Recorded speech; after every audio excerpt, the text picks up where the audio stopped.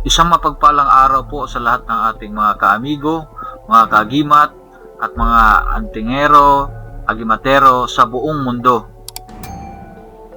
Special po ang araw na ito dahil magsasagawa po tayo ng ating house blessing.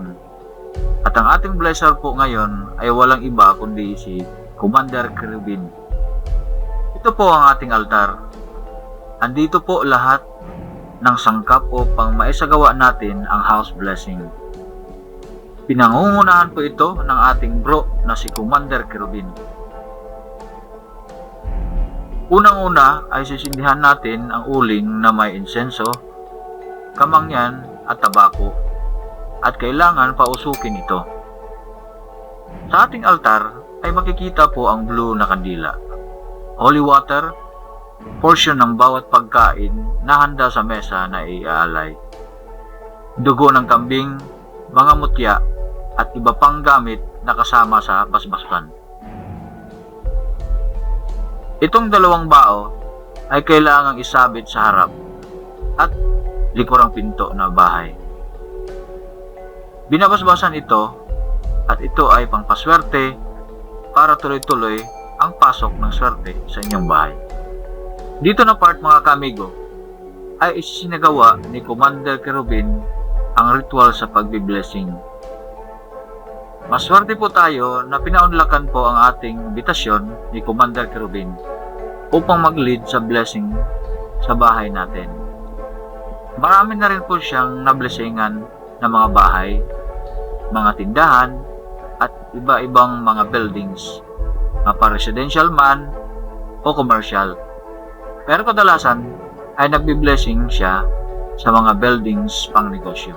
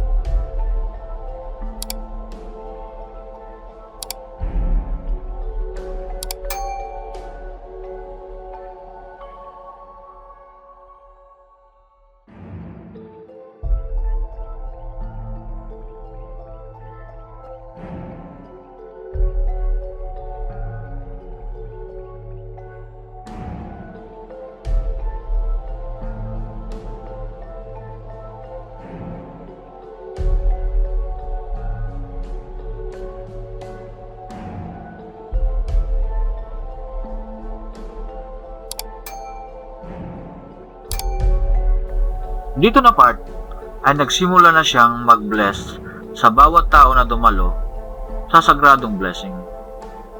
Isa-isa niya itong dinasalan at ibibless.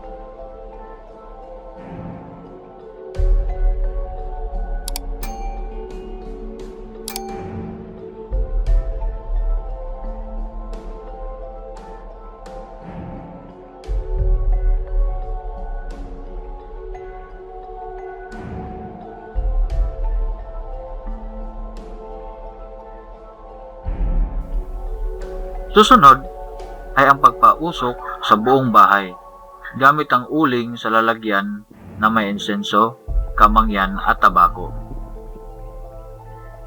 Ipapausok natin ito sa bawat sulok ng bahay hanggang sa labas.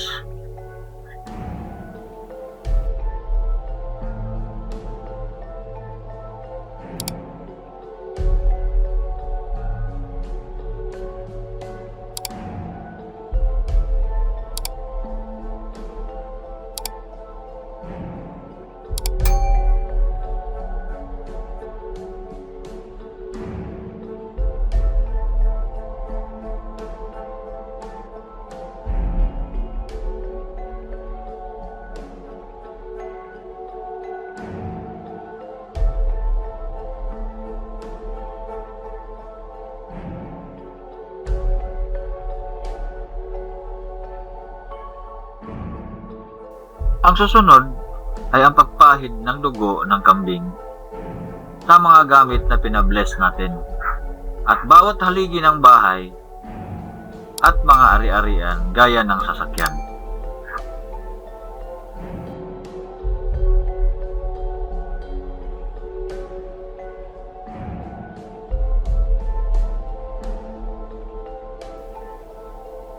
Pagkatapos nito ay kailangan ialay ang dugo ng kambing pabalik sa lupa. Dito na part ay naghukay si bro ng lupa at ibinaon niya ang dugo ng kambing sa lupa. Tinabunan ng lupa at saka ng bato. At dito nagtatapos ang ating house blessing. Hanggang sa muli po. Don't forget to like, share, comment, and subscribe to our channel. Salamat po!